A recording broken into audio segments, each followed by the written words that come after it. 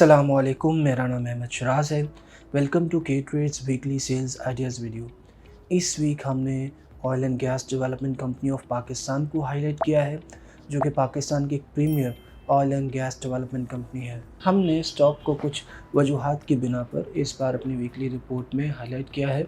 OGDC recently हमने देखा है कि उसके कैश फ्लोज काफ़ी इम्प्रूव हुए हैं। उसकी बुनियादी वजह ये है कि गवर्नमेंट ने आईएमएफ के कहने के ऊपर मुल्क में जो गैस प्राइसेस हैं उसको बढ़ाया था, और आगे भी गवर्नमेंट गैस प्राइसेस को बढ़ाने का इरादा रखती है। हम आईएमएफ के साथ एक लॉन्गर टेनर प्रोग्राम चाहते हैं, और उसके लिए पाकिस्तान के हवाले से एक एग्जीक्यूटिव बोर्ड की मीटिंग भी पेंडिंग है। इस पस मंज़र में गाहे बगाहे मुज़ाकरात चलते रहते हैं, और आईएमएफ ने इस बात को गवर्नमेंट पे वाज़ेह किया है कि हुकूमत पाकिस्तान को हर 6 महीने के बाद गैस प्राइसेस को रिवाइज़ करना होगा।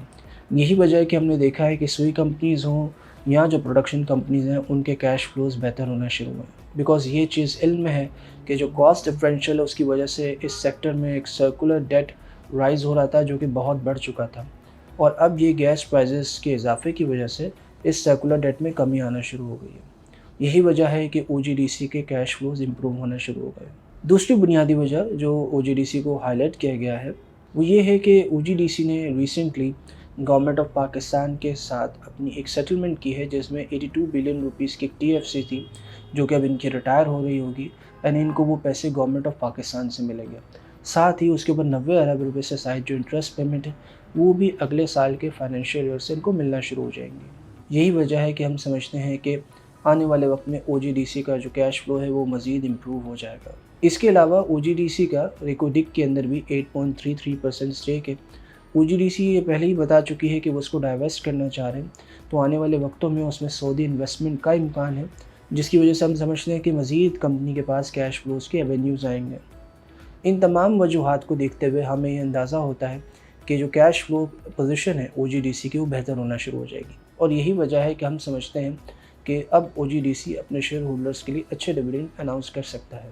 इसके अलावा हम समझते हैं कि मुल्क में जो महंगाई की शरह है उसमें भी कमी आ रही है।